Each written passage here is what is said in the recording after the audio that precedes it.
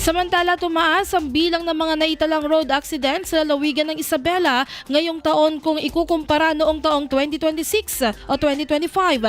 Ayon kay Police Captain Scarlett Topinio, Public Information Officer ng Isabela Police Provincial Office, sinabi nito na simula noong buwan ng Pebrero hanggang ika-12 ng Pebrero ngayong taon ngayong 2026, nakapagtala ng 113 na bilang ng aksidente sa lalawigan. Mas mataas kung ikukumpara sa 76 na bilang ng aksidente noong buwan ng Enero hanggang ika-12 ng Pebrero noong 2025.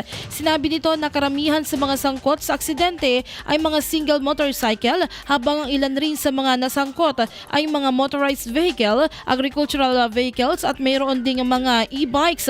Lumalabas rin sa kanilang data na kadalasang nagaganap ang mga insidente o aksidente sa mga national highway sa lalawigan. Gayunpaman, sinabi ni Police Captain Topinio na wala pa rin pinipiling lugar ang aksidente dahil maging sa mga provincial and barangay roads ay mayroon pa rin na-aksidente.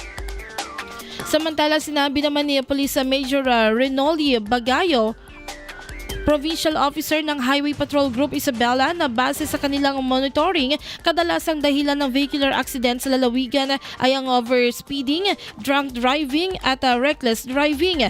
Ayon rin sa ulat mula sa nabanggit na bilang ng aksidente sa lalawigan, 18 individual na sangkot rito ang sa kasamaang palad ay binawian ng buhay. Samantala, bilang hakbang sa pagpapanatili ng kaligtasan sa kalsada, patuloy ang ginagawang pagbabantay ng PNP, HPG at ang iba pang unit ng kapulisan sa mga kalsada, maging ang kanilang road safety awareness campaign. Paalala ng kapulisan sa lahat ng mga nagmamaneho ng sasakyan at gumagamit ng kalsada, palaging dalhin ang kanilang disiplina sa sarili, maging responsable sa pagmamaneho at sumunod sa batas trapiko upang maiwasan na masangkot sa aksidente at ligtas na makarating sa kanilang mga pupuntahan.